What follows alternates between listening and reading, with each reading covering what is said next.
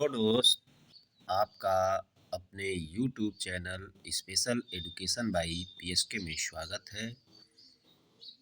दोस्तों, आशा करते हैं कि आप भी स्वस्थ होंगे, मस्त होंगे। चलिए आज हम लोग स्पेशल एजुकेशन से संबंधित कुछ एमसीक्यू का अभ्यास करते हैं जो बहुत सारे परीक्षाओं के लिए उपयोगी हैं। तो देर नहीं करते हुए चलिए आपके सामने क्वेश्चन नंबर 1 है कि निम्नलिखित में से कौन मानसिक रूप से मंद बच्चों के रूप में वर्गीकृत नहीं है। आपके सामने 4 ऑप्शन हैं। ऑप्शन ए है educable mental retarded children EMR। Option B है इंटेलेक्चुअल मेंटली रिटार्डेड IMR। और ऑप्शन सी है ट्रेनेबल मेंटली रिटार्डेड TMR। और ऑप्शन डी है कस्टोडियल मेंटली रिटार्डेड CMR। तो इसमें बताइए कि कौन सा जो है मानसिक रूप से मंद बच्चों के रूप में वर्गीकृत नहीं है। हैं तो सब वर्गीकृत हैं। इसमें ऑप्शन नंबर 2 जो है intellectual mentally retarded IMR option सही हो जाएगा, जो इस रूप में वर्गीकृत नहीं है। चलिए अगला क्वेश्चन हम लोग देखते हैं। क्वेश्चन नंबर 2 आपके सामने है।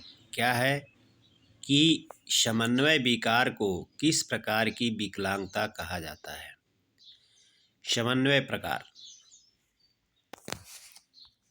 किस प्रकार की विकलांगता को कहा जाता है। तो आपके पास 4 ऑप्शन हैं। Option A dyspraxia, option B progeria, option C dysthymia और ऑप्शन डी उपयुक्त सभी।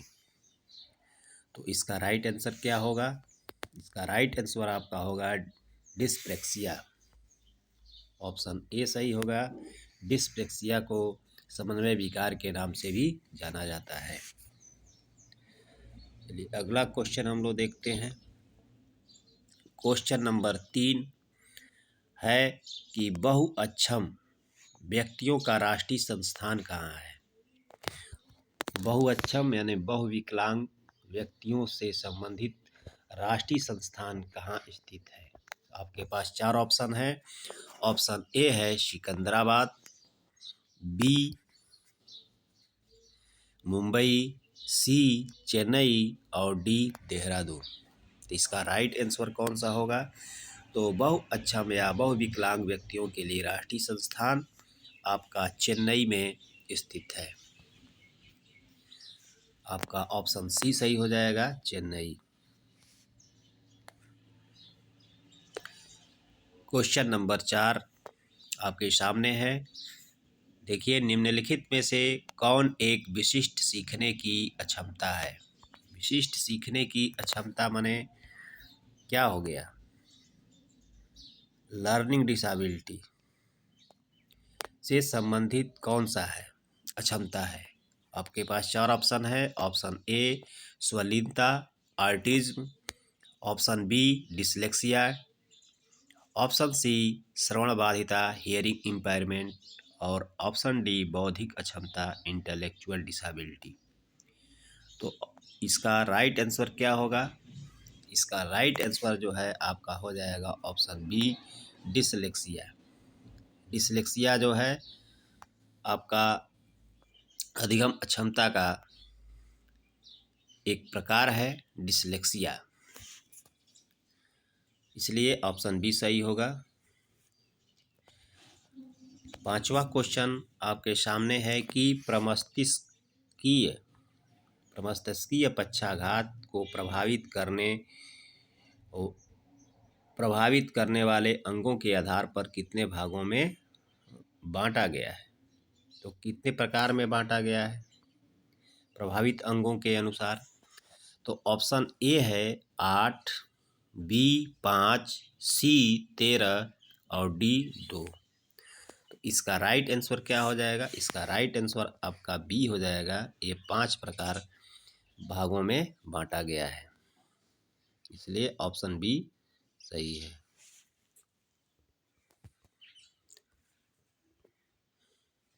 आपके सामने क्वेश्चन नंबर 6, कौन सी हिंदी भारतीय फिल्म बधिरांधता मतलब डेफ ब्लाइंड से जुड़ी समस्या पर आधारित है? ऑप्शन ए तारे जमी पर, बी ब्लैक, सी इकबाल और डी इनमें से कोई नहीं। इसका राइट आंसर आपका हो जाएगा option B Black. Black film जो है यह विकलांगता पर आधारित है, जिसमें डेफ ब्लाइंड के बारे में बताया गया है, जिसमें अमिताभ बच्चन और रानी मुखर्जी ने रोल किया है। तो चलिए, इसका ऑप्शन बी सही है। क्वेश्चन नंबर 7 आपके सामने है कि SLD में S का अभिप्राय क्या है? SLD में यस का क्या अभिप्राय है? ऑप्शन ए है sensory, option B senses, option C specific और ऑप्शन डी है स्पीच। तो इसका राइट आंसर क्या होगा? इसका राइट आंसर आपका हो जाएगा ऑप्शन सी, यस का मतलब स्पेसिफिक, इसलिए ऑप्शन सी सही है। क्वेश्चन नंबर 8, एसवी निर्तार राष्ट्रीय संस्थान कब बना? एसवी निर्तार राष्ट्रीय संस्थान कब बना? आपके पास 4 ऑप्शन है। Option A 1984, option B 1975, option C 1978, option D 1973। तो इसका राइट आंसर क्या हो जाएगा आपका? यह जो बना था वो ऑप्शन बी 1975 में बना था, इसलिए ऑप्शन बी सही है।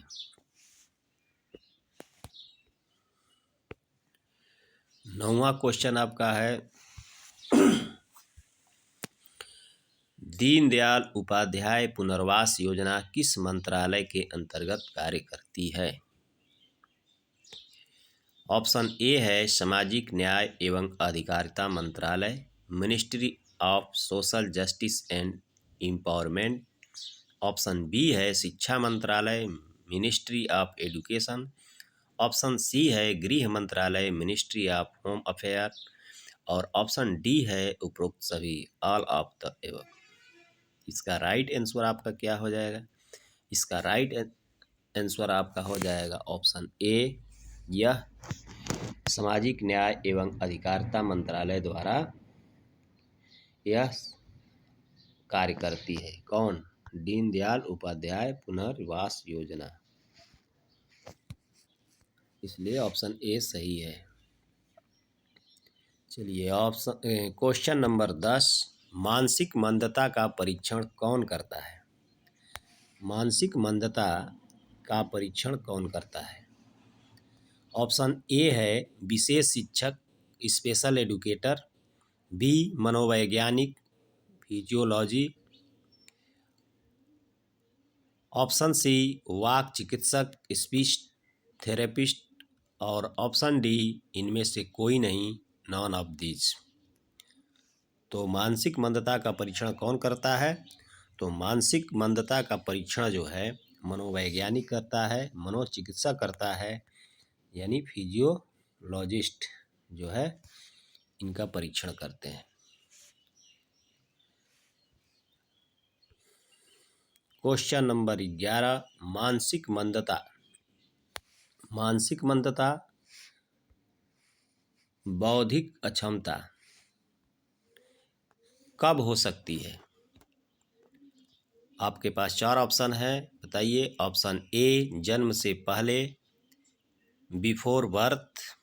ऑप्शन बी जन्म के समय, at the time of birth.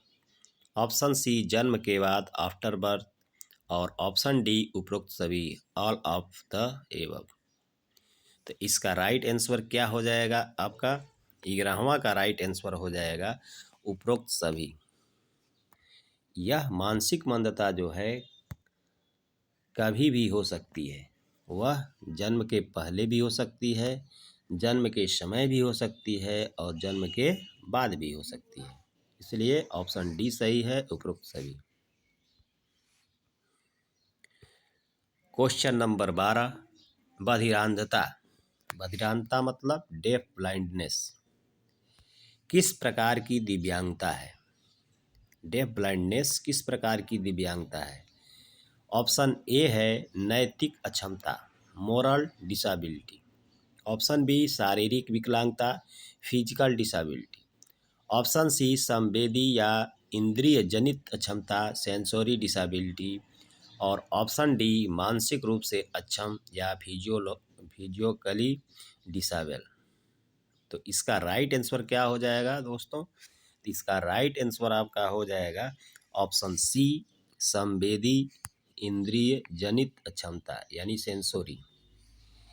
यानी बधिरांधता में देखिए सेंसोरी मतलब सेंस, इसमें जो है सेंस प्रभावित होते हैं। तो बधिर माने वह सुन नहीं सकता है, और अंधता माने वो देख नहीं सकता है। तो दोनों हमारे सेंस हैं, एक कान और दूसरा आँख। तो इसलिए यह संवेदी इंद्रिय जनित अक्षमता है। चलिए आगे हम लोग देखते हैं क्वेश्चन नंबर 13। क्वेश्चन नंबर 13 है कि श्रवण अक्षम ग्रस्त बच्चों के लिए पहली औपचारिक विद्यालय 1884 में कहाँ स्थापित किया गया है? कहाँ पर स्थापित किया गया है श्रवण अक्षम ग्रस्त बच्चों के लिए पहली औपचारिक विद्यालय? तो ऑप्शन ए है झारखंड, बी मुंबई, सी अमृतसर, और ऑप्शन डी है नई दिल्ली। तो कहाँ पर स्थापित किया गया? तो सबसे पहले स्थापित किया था मुंबई में। मुंबई में स्थापित किया गया था श्रवण अक्षम ग्रस्त बच्चों के लिए पहली औपचारिक विद्यालय 1884 में। 14वां है भारत में विशेष शिक्षा का शुभारंभ करने का श्रेय किसको दिया जाता है? भारत में विशेष शिक्षा का शुभारंभ करने का श्रेय किसको दिया जाता है? ऑप्शन ए है चक्रपाणी, बी सूरदास, सी राजेंद्र प्रसाद, और फिर ऑप्शन डी है राजा कालीशंकर घोषाल। इसका राइट आंसर आपका हो जाएगा ऑप्शन डी राजा कालीशंकर घोषाल। ऑप्शन डी सही हो जाएगा। इन्होंने ही विशेष शिक्षा का शुभारंभ भारत में किया था। क्वेश्चन नंबर 15, तेजाब हमले से पीड़ित लोग कौन से दिव्यांगता अधिनियम में शामिल किए गए? तेजाब हमले से पीड़ित एसिड अटैक से संबंधित लोगों को कौन सी दिव्यांगता अधिनियम में शामिल किया गया है?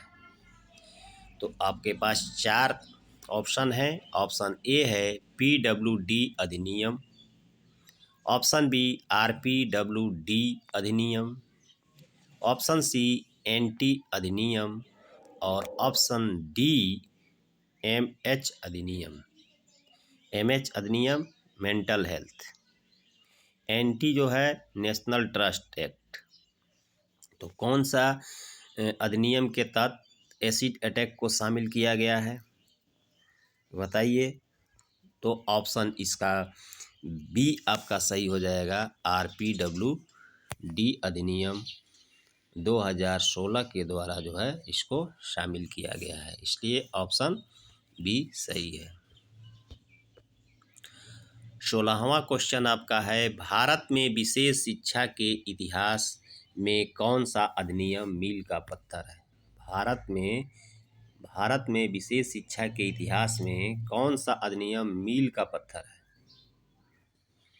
तो आपके पास चार ऑप्शन है। Option A PWD act, option B NTA act, option C RCI act और option D none of these. तो इसका राइट आंसर आपका क्या हो जाएगा दोस्तों? इसका राइट आंसर आपका हो जाएगा PWD एक्ट। ये PWD एक्ट जो है यही 1995 में बना था। यही जो है विशेष शिक्षा के इतिहास में मील का पत्थर है, PWD एक्ट। 17वां क्वेश्चन आपका है दोस्तों कि श्रवण दोष वाले बच्चों को किसके पास भेजना चाहिए? यानी जो सुन नहीं सकते हैं ऐसे बच्चों को किसके पास भेजना चाहिए? आपके पास चार ऑप्शन है। ऑप्शन ए मनोवैज्ञानिक के पास यानी फिजियोलॉजी, ऑप्शन बी ऑडियोलॉजिस्ट के पास, ऑडियोलॉजिस्ट, और ऑप्शन सी है फिजियोथेरेपिस्ट के पास यानी फिजियोथेरेपिस्ट, और ऑप्शन डी है इनमें से कोई नहीं, नॉन ऑफ दिस। तो श्रवण दोष वाले बच्चों को किनके पास भेजना चाहिए? तो उनको सुनाई नहीं देता है, उनको जांच करने के लिए हमें किसके पास भेजना चाहिए? ऑडियोलॉजिस्ट के पास भेजना चाहिए। इसलिए ऑप्शन बी सही है। 18वां क्वेश्चन है संरक्षणीय संबंधित है, यानी संरक्षणीय मतलब कि कौन सा एक्ट जो है दिव्यांगों को संरक्षण प्राप्त करता है। संरक्षणी का मतलब ए हुआ। तो ऑप्शन आपके पास चार ठो है। Option A national trust act 1999, option B Indian lunacy act 1912, option C person with disability act 1995 और option D mental health and act 1987। इसका राइट आंसर क्या हो जाएगा? इसका राइट आंसर आपका हो जाएगा NTA। NTA यानी option A national trust act. इसके द्वारा जो है संरक्षण की बात कही गई है, जिसमें चार प्रकार के दिव्यांगताएं, जो गंभीर दिव्यांगता है, सेरेब्रल पॉल्सी, MR, MD और ऑटिज्म, तो ऐसे दिव्यांगताओं पर बात कही गई है और इनके संरक्षण की भी इसमें बात कही गई है कि अगर इनके अभिभावक न हो तो उनका कौन अभिभावक बन सकता है। सारे चीज़ इसमें दिए गए हैं, संरक्षण से संबंधित ये एक्ट है। चलिए अगला हम लोग देखते हैं 19वां क्वेश्चन आपके पास है कि स्वयं सहायता कौशल के अंतर्गत आते हैं, मतलब क्या आता है? स्वयं सहायता कौशल के अंतर्गत क्या आता है? ठीक है, तो ऑप्शन ए है खाना खाना, ईटिंग फूड, ऑप्शन बी कपड़े उतारना, ड्रेसअप, और ऑप्शन सी है ए और बी दोनों, ए एंड बी बोथ, और ऑप्शन डी इनमें से कोई नहीं, नॉन ऑफ दिस। इसका राइट आंसर कौन सा हो जाएगा? इसका राइट आंसर आपका हो जाएगा ऑप्शन सी, ए और बी दोनों, यानी खाना खाना और कपड़ा पहनना ये दोनों जो है स्वयं सहायता कौशल के अंतर्गत आते हैं, इसलिए ऑप्शन सी सही होगा। क्वेश्चन नंबर 20, भारतीय कृत्रिम अंग निर्माण निगम की स्थापना कब हुई? भारतीय कृत्रिम अंग निर्माण निगम की स्थापना कब हुई? यानी एलिम्को की स्थापना कब हुई? ऑप्शन ए है 1994, ऑप्शन बी 1972, ऑप्शन सी 1993 और ऑप्शन डी 1974। तो इसका राइट आंसर क्या हो जाएगा? इसका राइट आंसर आपका हो जाएगा 1972, यानी ऑप्शन बी सही है। 1972 को ही भारतीय कृत्रिम अंग निर्माण निगम की स्थापना हुई थी।